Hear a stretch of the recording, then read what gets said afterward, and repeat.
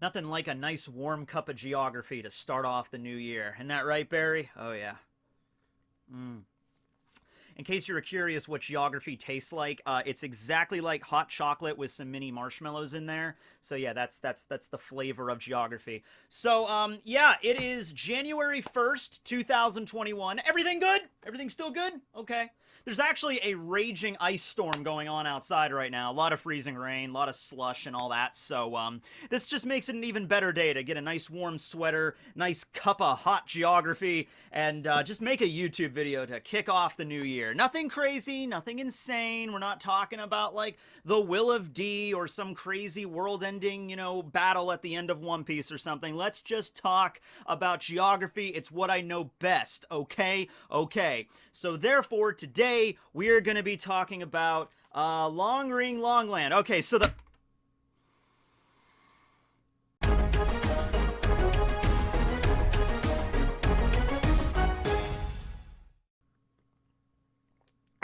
okay, that's good geography. All right, fine. We'll do it. We'll finally talk about this one. Okay, in case you guys don't know, if you haven't been following the geography series, which I have a playlist of it, you should check it out.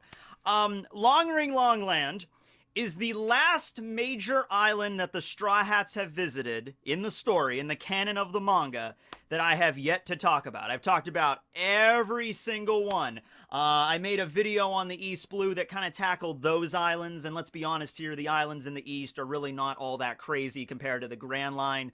But, Cactus Island, Little Garden, Drum Island, Alabasta, Jaya, Skypiea, Water 7, the Sea Train, Ennie's Lobby, Thriller Bark, Saboti Archipelago, Marineford, Ennie's Lobby again, IMPEL Down, freaking Dressrosa, TOTLAND. I had 3 whole videos on TOTLAND, 2 on TOTLAND themselves, and then 1 on Whole Cake Island, freaking Punk Hazard, like every other place, Logtown, and the only one left right now is Long Ring Long Land. There is Wano as well, but we're not done with that yet. We're still in the middle of the Wano arc. We're not even done of Act 3 of Wano yet, so I'm still waiting for the very end, because who knows? We might get some point, and it's actually kind of a good thing I did, because recent developments in the Wano arc, might go, we're at Onigashima, but we're actually might be going back to mainland Wano. We might find out some new things about certain regions that we didn't know about, so I'm going to hold off until that arc's over to talk about Wano.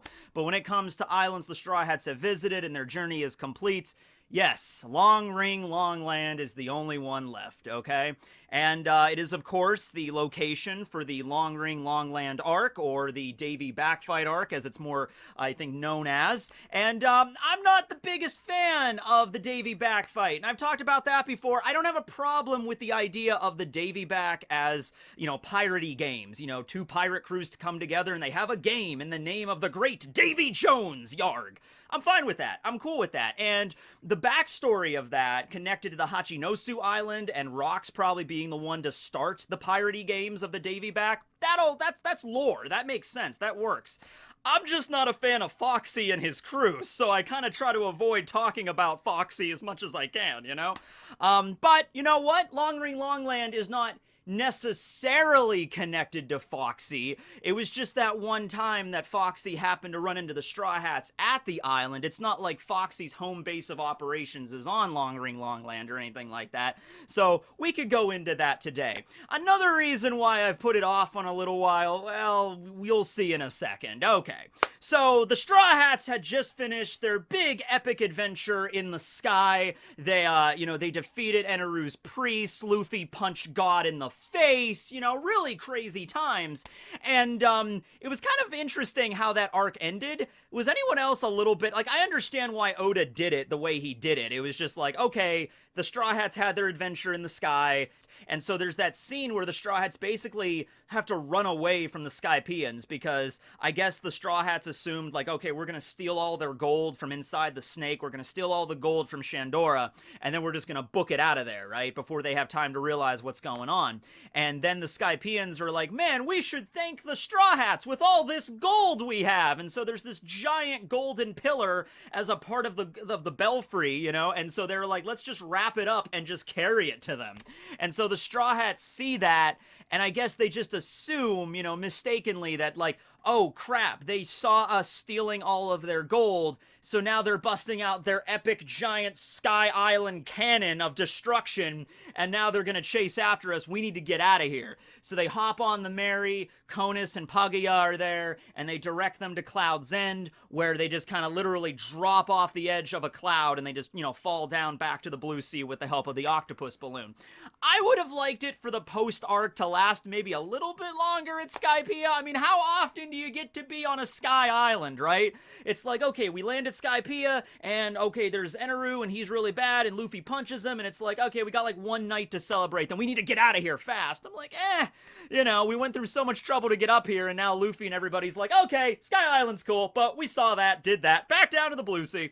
So in the anime, of course, they drop down in the middle of Navarone in the G8 base, but in the manga, the G8 arc is not included, but, you know, watch the anime. It's a good little scene there. It's a good transition, I think, from the sky to back down to the Blue Sea, because, like, the Straw Hats get a chance to bust out all of their dials and stuff they got from Skypiea. That was pretty cool. But in the manga, no. They just drop down at a random part in the Grand Line, and they just continue their journey, following the log pose, of course, and it eventually directs them to this place, Long Ring Longland, also known as the Field!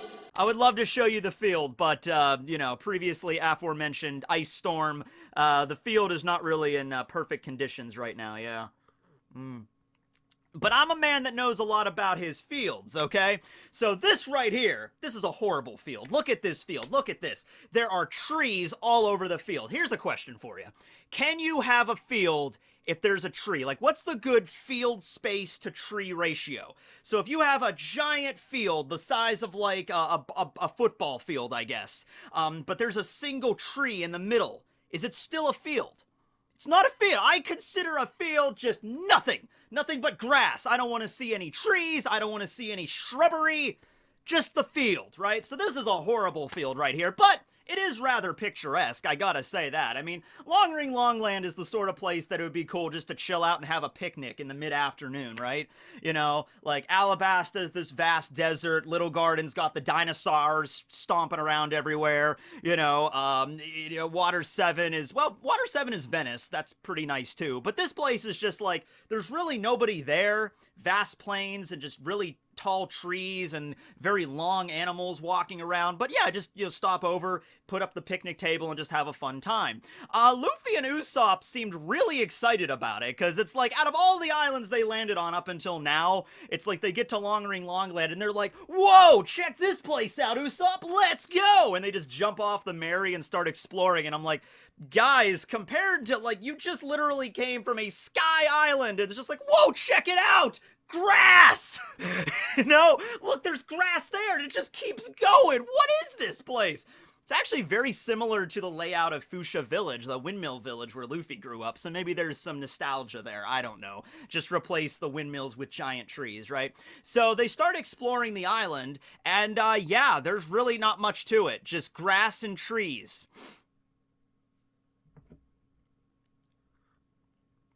This has been another episode of Geography is Everything. I'm glad you guys had a great new year. Okay. So, there's a little bit more to it than that. It's actually really cool. This is where Oda gets tides involved a lot in One Piece, you know, because, you know, it takes place in the ocean for the most part, and so tides are kind of a thing. So, yeah, the idea of Long Ring Longland is that is a tidal island, and these are things that really exist in our world. Certain islands that are near the mainland, or might be near other islands, where at high tide, they are completely cut off from a land route. In order to get there from high tide, you'd have to take a boat or a plane or something. But during low tide, there might be some land revealed, maybe a sandbar, or maybe like a thin strip of land or something you can actually use to walk across. There's one in Maine, and there's a few of these all over the world, of course, you know, this phenomenon where there's an island close enough, so, you know, the tides can affect the land routes. But in Maine, in the US, there's a Bar Island, which is, you know, an island, and then during low tide, you have this, like, sandbar that you can kind of pass. There is a famous abbey in France called Mont Saint Michel. I believe I pronounced that correctly. I apologize to anybody from France. But there's like this really cool church, this old abbey on this island, and there's a bridge there now, so you can drive to it, I think, regardless of high tide or low tide. But back in the day, it was actually a really good fortification because the tide would go in and you could walk across it, but then after high tide comes in, you know, it's like for a few days it's completely cut off from the mainland. And so you can imagine if you're like, you know, trying to take the place or something, it's pretty much impossible to set up a siege or something in a place like that, because eventually you would just get washed away, right? And that Bar Island place in Maine, there was actually accounts of like people parking their cars at low tide and like, let's go for a walk on this island, and then they come back a few hours later and be like, okay, our Honda Civic is now 3 miles down the river. Okay, that's not good. So that's the idea of a tidal island, and that's what Long Ring Longland is to an insane extent. This is what Long Ring Longland looks like at low tide, okay? And at high tide, it resembles just 10 islands in a perfect ring, but they are all connected by one piece of land, meaning that a log pose or an eternal pose is going to point to the entire island with a magnetic charge, okay? So once you land on one island, you can't use the log to go to island number 2 or island number 3 or go across to island number 9 or whatever, okay? It's all the same island, same magnetic charge. It just depends on the tides. So the situation with the tides with Long Ring Longland, though, is that in our world, you know, the tides might come in and come out maybe every few hours or maybe once a day or once every few days. With Long Ring Longland, it's only once a year. So only once a year, I think for a few hours at a time, the island is at low tide, so you can actually walk from one island to another on like the land bridge or the sandbar or whatever, and then you gotta hurry, because if you get to the other side really quick, and then it just, whoop, high tide, and it stays like that for a whole year.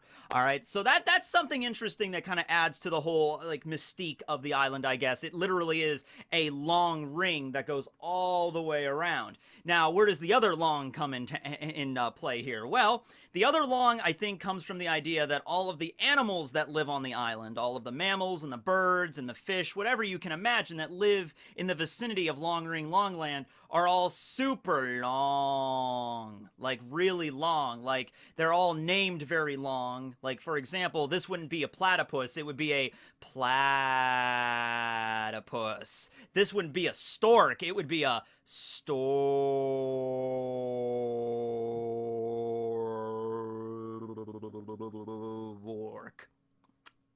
Yeah.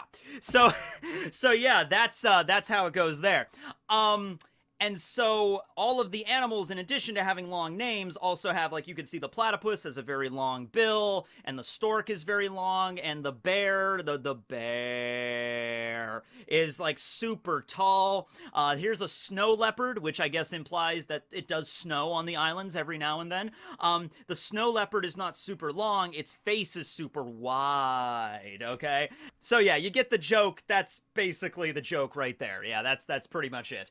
And in terms of the geography of the island itself, that's pretty much it. It's just a lot of fields, tall trees that have apples. We'll get to that in a second. And, you know, the whole tide thing, and then the long ring, and then the animals are long, and then that's pretty much it in terms of geography. It's actually a very, very simple island. That's another thing, too. I think a lot of people tend to forget about this one every once in a while, because it's just like all the other islands that the Straw Hats have went to throughout the Grand Line. I mean, even like the earlier ones, like Cactus Island, where Whiskey Peak was, had these giant mountains that are shaped like spheres that had like a grave, like a mass grave on them.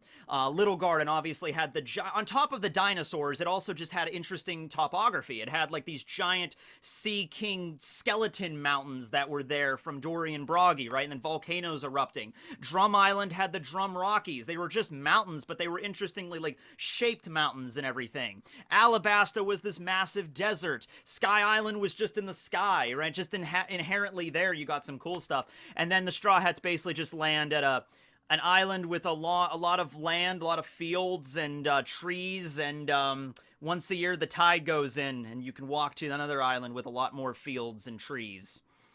You know, compared to like Raijin Island, or compared to Wano or Totland, Long Ring Long Land, it's not really that wacky, you know. It would honestly, like, you could take Long Ring Long Land and put it like somewhere in the other in the four blues, and I think it would fit perfectly fine. It doesn't have to be like a crazy out there Grand Line island, but it is in fact. Okay, so let's talk a little bit about the people that live there. Well, there is a group, like a tribe of nomads that live on Long Ring Long Land, and they kind of abide by this sort of tradition where they set up their home, like their village, on one of the islands, and I believe they stay there for like 4 years. They stay on one island and they live off the land, and they make peace with the animals. You know, they're nomads, right?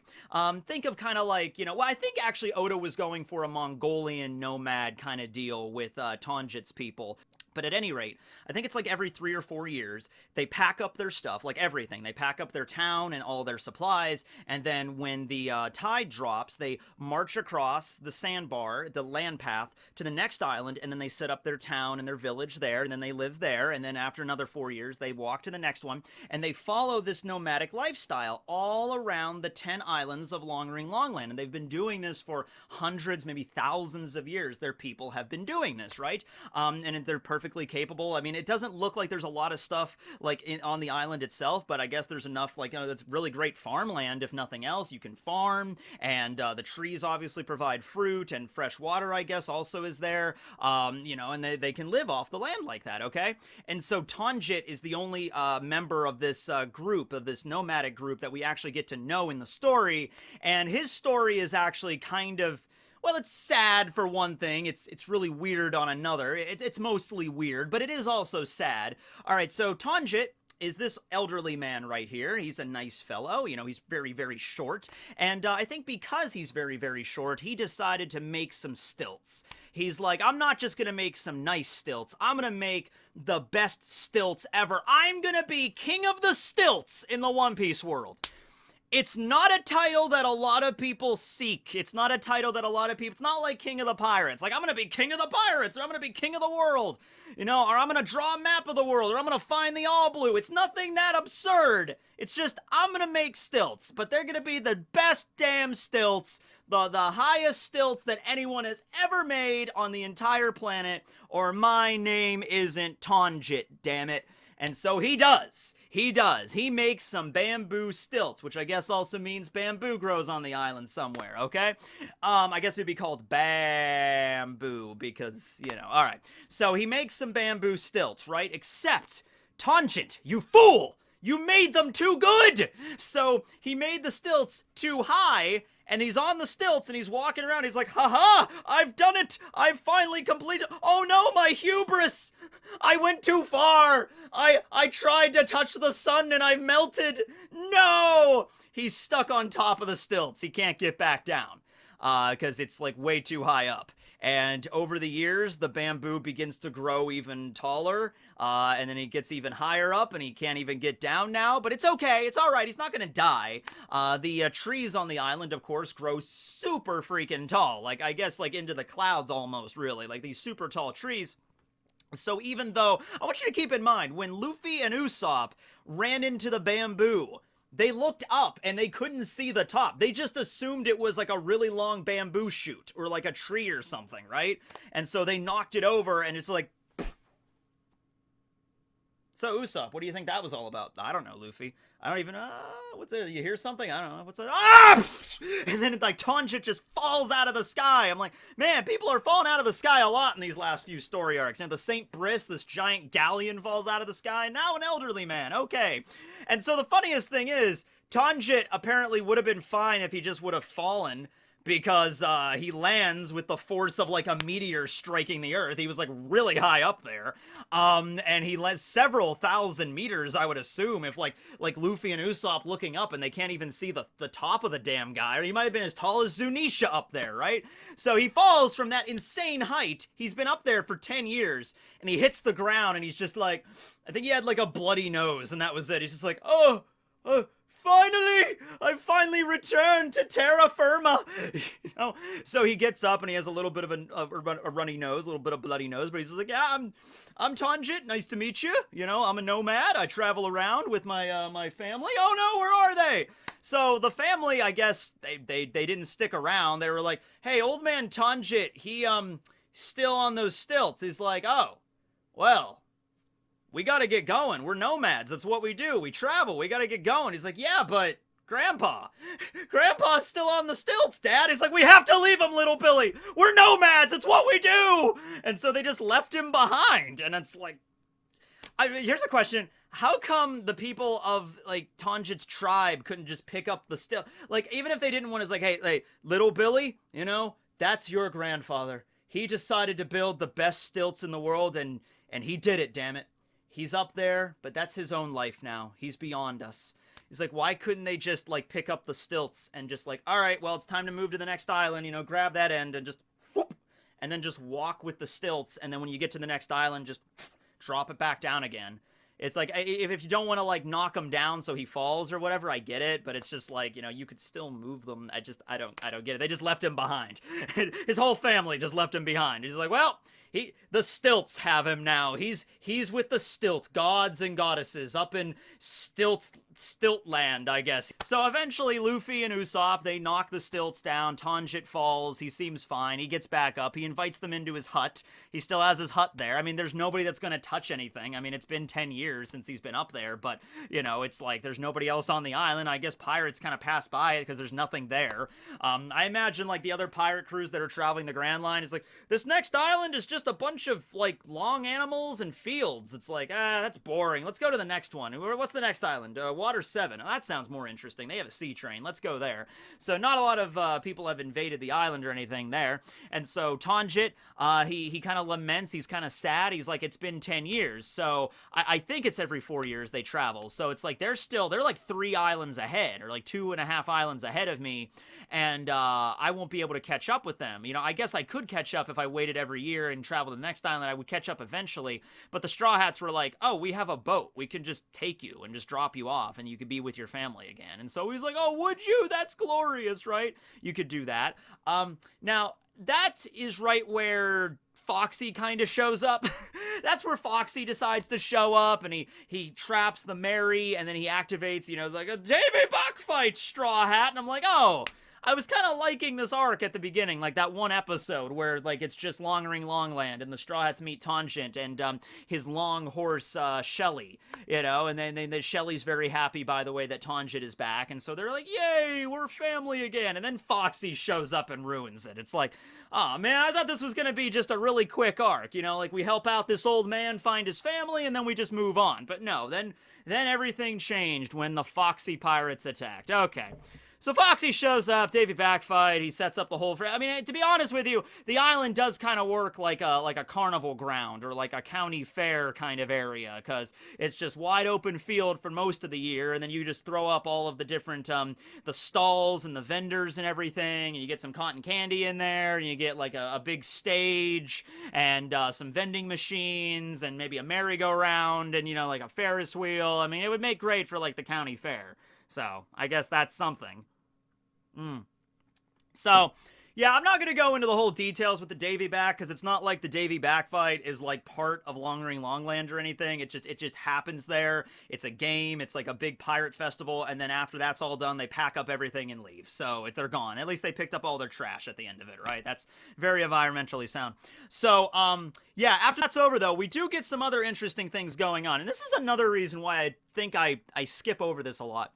In the anime, they drag this out. They drag it out. Getting from Long Ring Longland to Water 7 takes a while in the anime, because not only do they extend the Davy Back fight, they extend it. It's like they go through the 3 events, and then it's like, you know, Foxy's like, how about we do 3 more events? And it's like, oh god.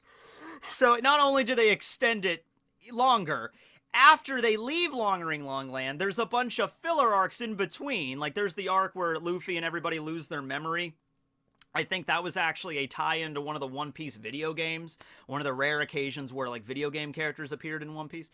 So there's a few filler arcs in between before they finally get to, like, Water 7, right? But before all that, we, of course, have to talk about everybody's former Marine Admiral, Aokiji. That's right. So in the anime, the way this works is the Straw Hats leave Long-Ring Longland, and I believe it's stated with they figure something out with Tonjit, like they drop him off, or it was explained, some other way for him to get to back to his family. Like they leave Tonjit like, okay, he's good, he'll be able to find where he lives and stuff. Okay, great. And then they have a few filler arcs, and then the Straw Hats eventually land on an island.